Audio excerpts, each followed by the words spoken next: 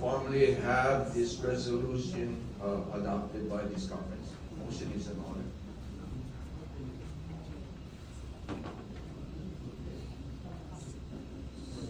I still move for the adaptation of the resolution in memory of Tom Boyd.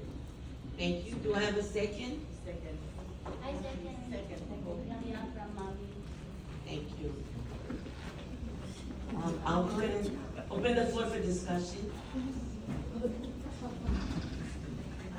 Many of you probably don't remember Tom Boyd. Tom was a very special person. He was not only a leader, but he was also a very kind, loving, considerate person. You would never think that he was at one time a real tough union man, but he was all of that. And I think that what he did, and Mrs. Boyd too, both of them exemplify the kind of people that all of us want to be. All of us want to be friends with, and all of us want to be. So the way he and Waimona raised their kids and worked in the community and did all that they did, it's really an example that all of us need to pay attention to and try to emulate. So we have Mrs. Coy is here, Waimona Coy, and her daughters, their daughters, Suisin, Koloma, and Ailing Bailado. Oh, his name is that.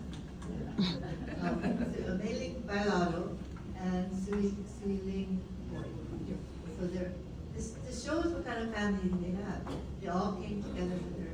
There's more of the kids too, but they're here. So Suiling, it works for the ILWU on the Big Island. Suisin used to work there. She's retired.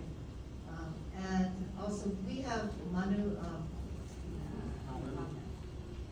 Malu is there too. Malo is her granddaughter, their granddaughter, and she works for the ILWU here. So very much an ILWU family. So maybe acknowledge this. Maybe anybody else wants to say anything about it? Thank you, Joanne. Is there anyone else who would like to speak? Come forward, please, and use the microphone.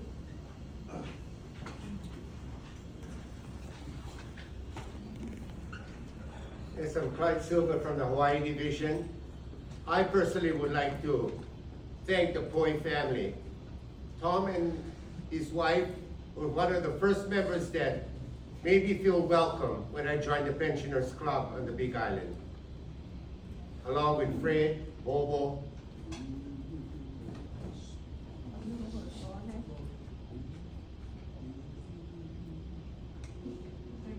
Yes, okay. Along with Frank, Bobo folks, they were the ones that welcomed me into this organization. But the Poi stood out to me because they really felt and made me feel welcome. Mr. Poi was a man that stood for the principles of the ILWU. He made us remember where we came from, and he made us to strive for the betterment of the working class.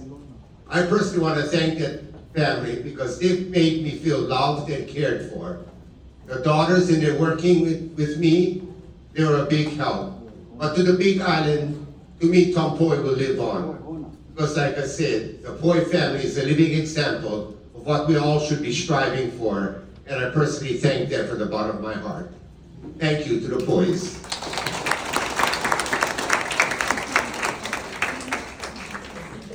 Is there anyone else who would like to speak? Okay, Fred.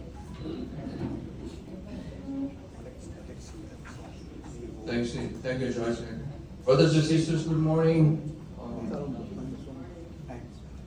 There's this cliche that goes that the first impression is a lasting impression.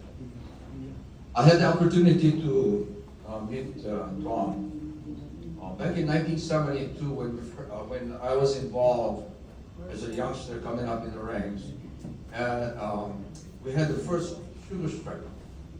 And I had the opportunity to work at the division office as a part of the committee, and we used to get all the leaders of the various sugar companies and discuss strategies for the sugar strike.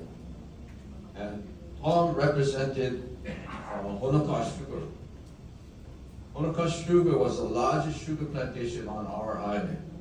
And so he had, as a chairman of that unit, he had a lot of people that he had to care for. And the first time I met him, and what I remember him is, he was a giant of a man. Probably stood 6 feet. If he wasn't 6 feet, he felt like he was 6 feet. But he was a giant of a man walking into the room. But what really impressed me is the first impression I had of him.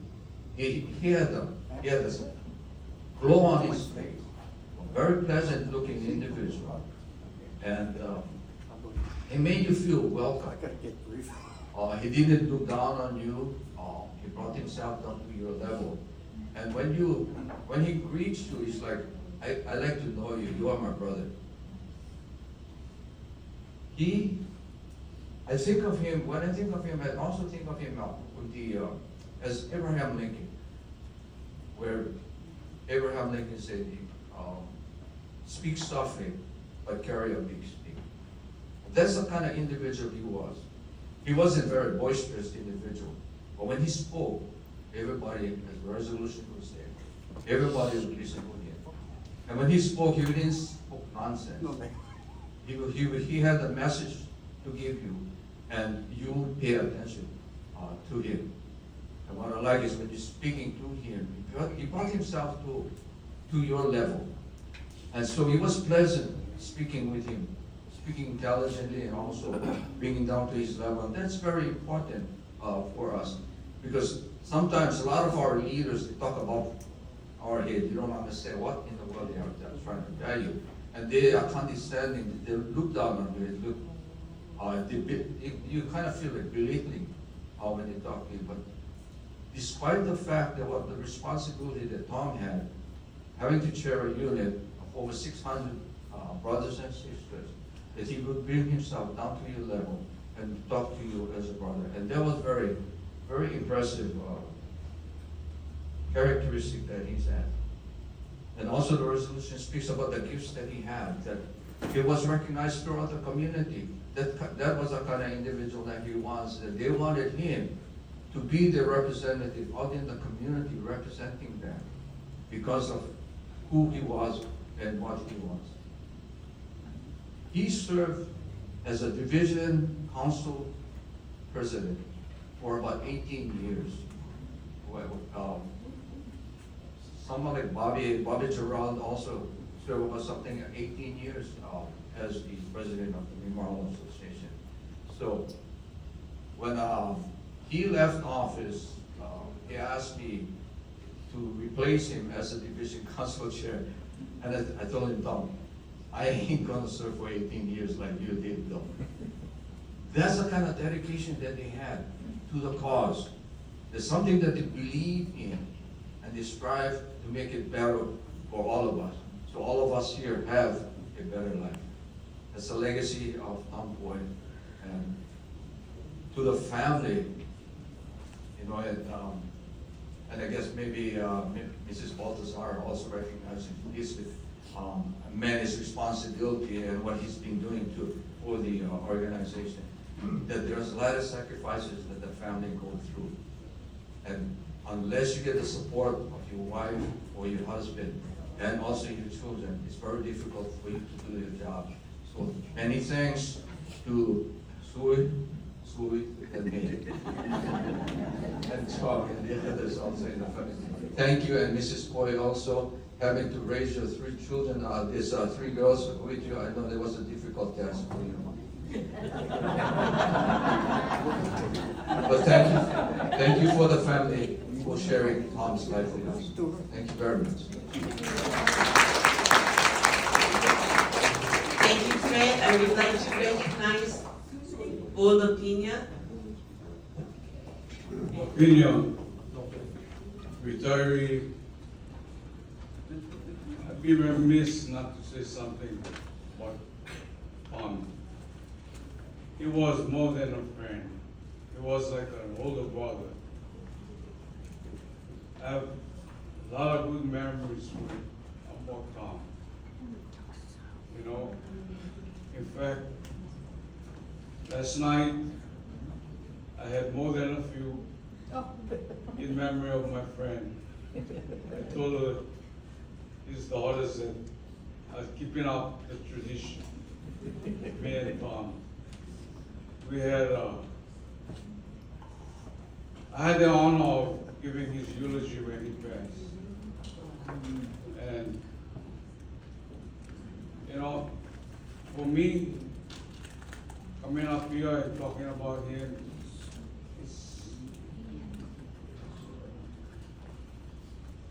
I just feel like I lost a good, not only a good friend, but like I said earlier, a brother, an older brother. So I thought that I have to come here and say something about my friend. And like I said, I had good memories of him. Drinking. By the way, he's a damn good cook too. Especially his how you cook my food. That's probably why I have gout today. Drinking beer and eating cow you.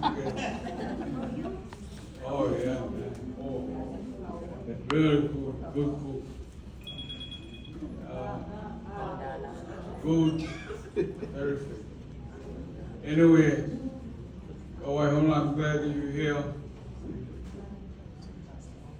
My goodness, boy. I had a lot of good drunks on the point. Good memories. So with that, my friend, Tommy, aloha. And until we meet again. Hopefully not too soon though.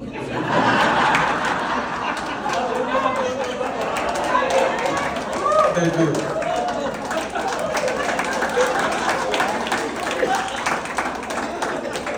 Oh, I hope not so soon. Thank you very much. I would like to speak from my family and express my appreciation for working with the greatest daughters in the world. Thank you very much for giving me that.